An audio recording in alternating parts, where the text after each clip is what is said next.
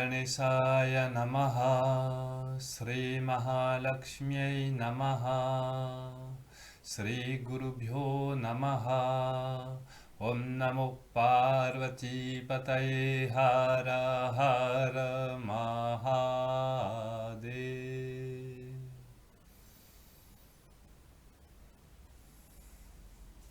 Bonjour à tous. Aujourd'hui, nous allons voir un asana qui prend plusieurs variations, d'accord? Selon les écoles, on ne le définit pas de la même façon. Vous verrez que il y a des différences évidentes, mais que d'une certaine façon, ça continue de travailler la même zone, d'accord? L'asana en question qu'on va voir aujourd'hui, c'est Bhadrasana. Bhadrasana, c'est-à-dire la position auspicieuse, la position bénéfique. Donc c'est une position qui apporte beaucoup de bénéfices. On verra ça tout à l'heure. D'abord, je vais vous montrer la version, on va dire, la plus simple ou la plus commune, on va dire, de Bhadrasana. Alors, je place la vidéo pour que vous voyez l'assise. Voilà. Alors, Bhadrasana, on va souvent l'appeler en Occident le papillon, oui. Donc, on place les pieds ensemble, hein, vraiment au même niveau.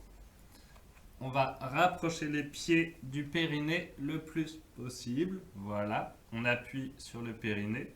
On redresse le dos. Vraiment important de redresser le dos. C'est en grande partie ce qui va permettre d'ouvrir l'entrejambe et les genoux. Voilà. Donc on est installé. Les talons sont contre le périnée. Si on ne touche pas le périnée, l'entrejambe avec les talons, c'est pas grave, ça se fera petit à petit. D'accord? Bon, là, vous me voyez comme ça. J'imagine qu'il y en a qui sont peut-être comme ça. Eh bien, on fait un petit mouvement comme ça pour descendre les genoux. Voilà. Alors, on y va doucement, mais avec dynamisme, de façon à ne pas se faire mal, à rester respectueux du corps, mais en même temps se permettre de progresser et d'ouvrir la position. D'accord? Permettre au corps d'accepter la position.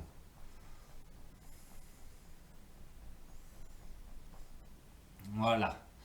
On recale les talons pour être sûr, on ouvre, et là on tient, on ouvre bien le dos, on ouvre le thorax, le plexus solaire, et on garde les coudes près des côtes.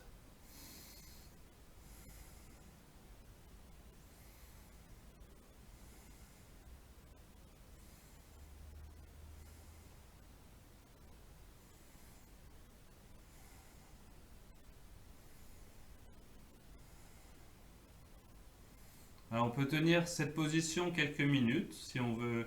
Le but est d'ouvrir la position, d'ouvrir le corps. Après, on peut aussi le tenir sur des longues périodes quand on est confortable pour favoriser l'éveil de l'énergie spirituelle, d'accord? Parce que vous sentez bien que cette position travaille énormément le Muladhara Chakra, le chakra de la base.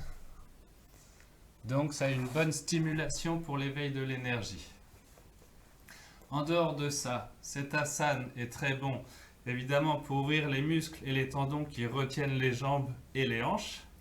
Oui, très bon pour les genoux aussi, et étirer les muscles et les nerfs dans les jambes, notamment le nerf sciatique, évidemment, qui est le plus important.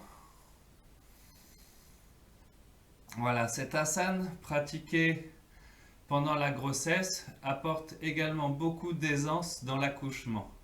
Donc il est très très conseillé aux femmes enceintes. Très bien.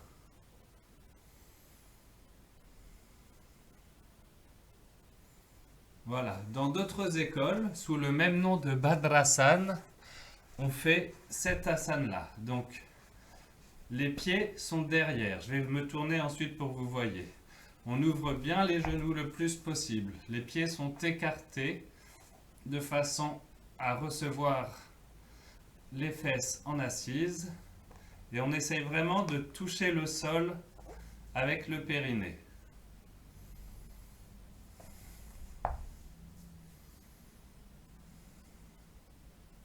Alors ici, vous sentez que ça ouvre encore les jambes et le bassin, mais de façon différente par rapport à l'autre version de Padrasad. Donc, il est très utile d'alterner les deux, en tout cas de pratiquer les deux. Maintenant, je vais me tourner que vous voyez vraiment la position des pieds dans tout ça. Oui. Alors, les pieds sont ouverts. Le dessus du pied à plat au sol. Les pointes des pieds se touchent ou sont près l'une de l'autre. Et les talons sont écartés pour permettre aux fesses de descendre. Voilà, donc on n'est pas sur les pieds, on est entre les pieds et on doit vraiment avoir les fesses au sol.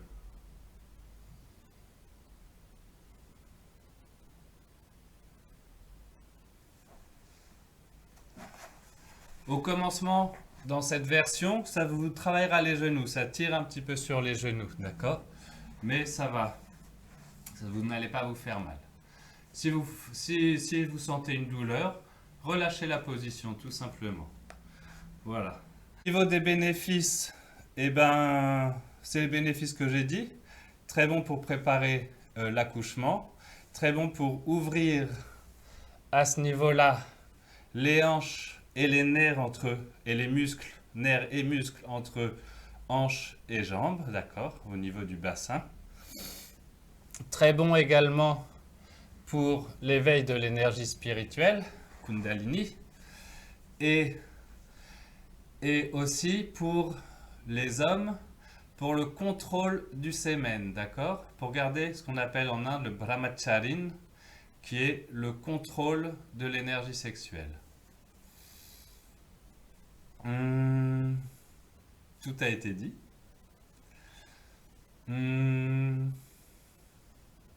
inspire, on expire. Vous pouvez pratiquer donc ces asanas une, deux fois par jour pendant 2-3 minutes, 1 minute au début, et quand vous êtes à l'aise, les gardez plus longtemps.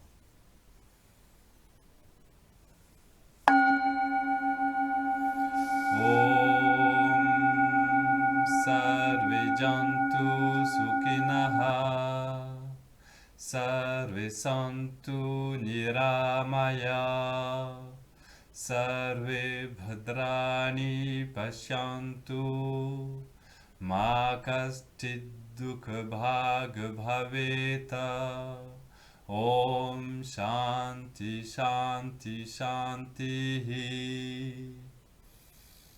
Sadhgurunath Maharaj ki jai. À bientôt.